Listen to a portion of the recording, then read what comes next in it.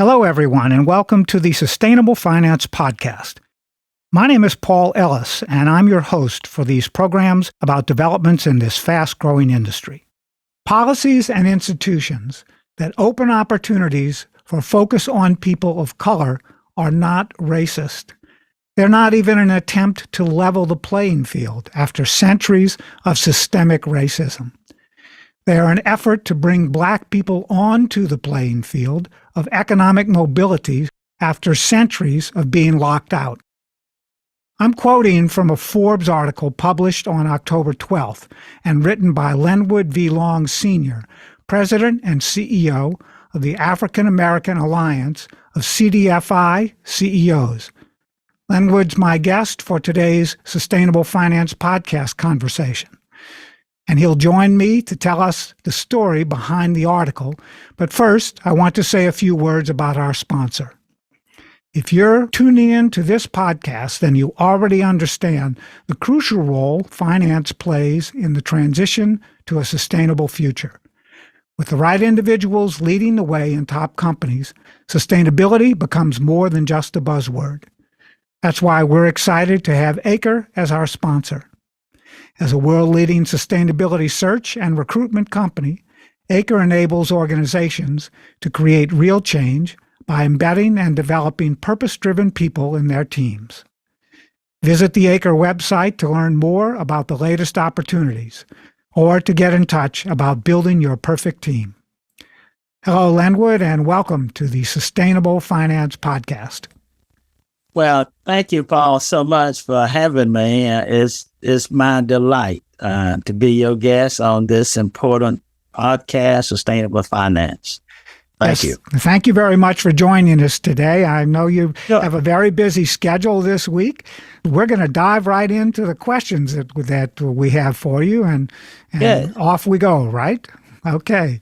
So what do you think the impact on diversity programs in corporate America will be in light of last year's Supreme Court decision on affirmative action? Well, great question, and I would give two answers, sure. Right?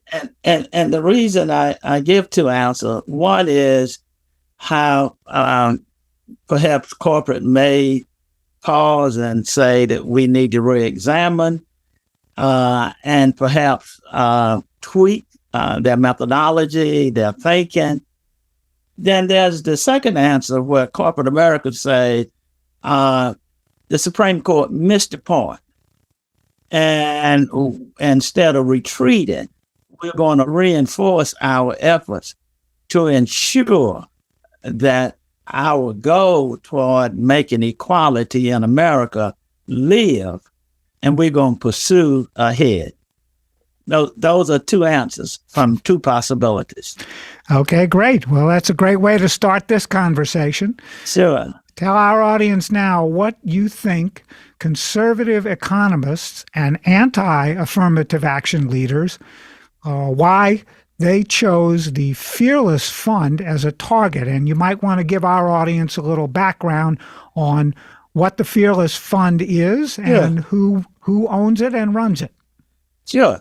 Well, the Fearless Fund is a fund specifically designed by a group of Black women, and they had the audacity to call it the Fearless Fund, which is significant, right? It was designed to provide capital to Black women to help them start and scale businesses.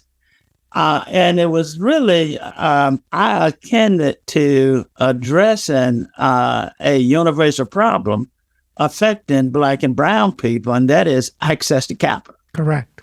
And so the fund was designed, I love to use this word, to level the playing field, create opportunity, and thirdly, to say that those that's been denied will have an opportunity. And if I could just deviate just 1 second, is that if you look at, say, venture capital, less than 0.39% of Black women access venture capital. Less than 1% Black represent the capital. Now, nobody jumping on that, right? That want to sue and want to stop the progress that we're making toward equality in America. Okay. Yes, you're right. The data on venture capital and private equity, for that matter, is distinctively not in favor of women and people of color. You're absolutely right. And those are both issues that we need to address much more fully and completely in the world of sustainable finance. So I agree. How do you envision the Fearless Fund ruling will affect the Alliance and its work?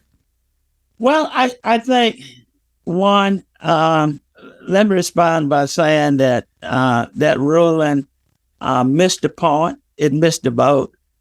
It made an assumption, and here's the assumption, that Black and brown people have access to capital readily available. They have not looked at why do we create programs and funds to address inequalities. And from that perspective, the Alliance will continue its work to ensure that our members who are plagued by lack of capital, let me give you an example. Please do. Hope Policy Institute, just looking at the capital gap between white-led and black-led CDFIs, said the gap is 6-1. It mirrors the racial wealth gap that we see, which is horrendous in America.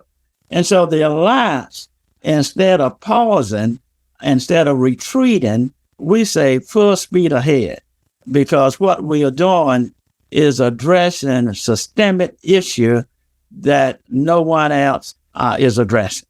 Okay. So now, can you give us some perspective from your seat on how we can continue to close the racial wealth gap in the face of these type of threats to it through the court system and through the business community and just through the the traditional way that communities have lived and not taken care of these issues over time? Yeah, the history of civil rights and the history of efforts to level the playing field, so to speak, began in the early 70s, right? And really, you can go back to the ruling, the Board of Education, right? Brown versus Board of Education and that ruling. And so that issue was addressing education. And when you look at economics and you look at education, and if you're going to close a racial wealth gap, what are the two tools available to do that? Now, I want to submit that it's education and economic development. I agree. So with the you. courts is attacking education, right, and affirmative action, which allowed many Black and brown people to get into university and college that before would not have been able to do so. I'm a Ford fellow, right, at Georgia State University. Yeah. If it had not been affirmative action, I would never gotten into Georgia State University. I had a scholarship in social work to go to the University of Kentucky. And I'm talking about in 1972. It would have never happened, right? And so when we say that affirmative action akin to not only education, but also economic development, what we're really doing is paralyzing efforts to close the racial wealth gap. We are doing an injection of inertia and an injection of no activities under the false assumption and notion that things are equal. It's not so, right? That's why this president, if I want to use an example, has executive order. What would you need executive orders if the playing field was level? And I want to use a real live situation, right? I will not call that a name, but I'm going to just give an example. The Alliance have created the Black Renaissance Fund. This fund is designed to provide capital to our members to help them scale. Remember, they're the under-resourced, serving the under-resourced. They lack access to capital.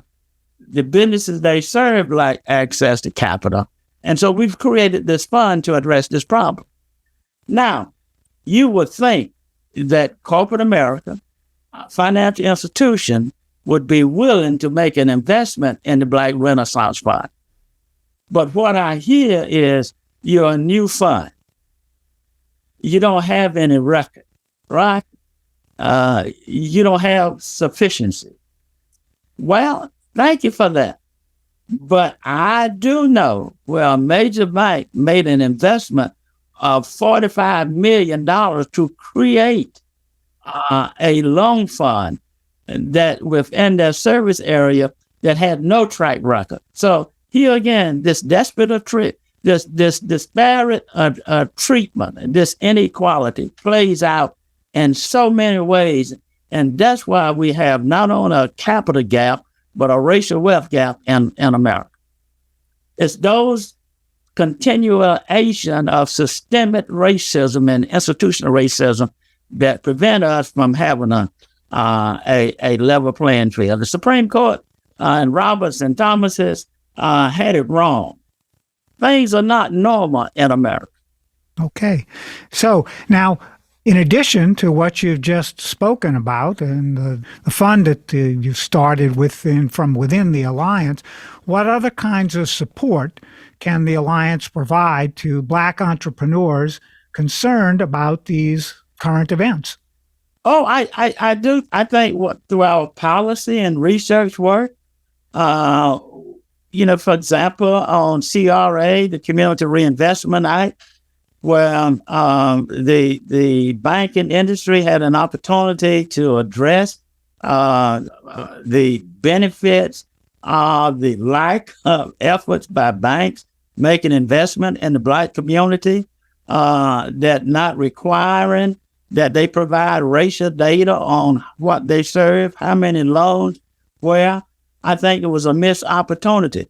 And I think part of our work is through our research and policy effort, is to address this area, to address areas where we see this separate, this inequality, this factualism in economics in our community. Isn't it interesting, back in 1968, Martin Luther King Jr. said that the twin of racial injustice was economic injustice. Mm-hmm. And what are we having a conversation about this morning? Economic injustice continue to exist. Why? Because the heart of people making decisions is not aligned and doing the right thing. Let's go back to the Fearless Fund for a moment, Lenwood, and sure. Tell me what you want people to know about the attacks on corporate diversity and equity efforts, or how they're being made and how they're being funded and approached within corporate America. The premises of the effort to begin with was around the inequality that we see. Mm-hmm. The premises of developing those programs was to make America and corporate America to be a part of the solution of closing the capital gap, the racial wealth gap. That was the premises. I was reading this morning. I had to go back and reread it to make sure I was reading it right. One of the things that Blum, who is challenging the rule in this Fearless Fund, says that I want to quote it right. Our nation's civil rights laws do not permit racial discrimination because some racial groups are overrepresented in various endeavors while they are underrepresented. What a hypocrisy. It's counter to that, right? This is not a matter of civil rights laws do not permit racial distinction. Civil rights laws says that, look, you cannot discriminate, nor can you reverse discriminate, but it's not predicated upon the historical, left behind the historical inequities that we're trying to address.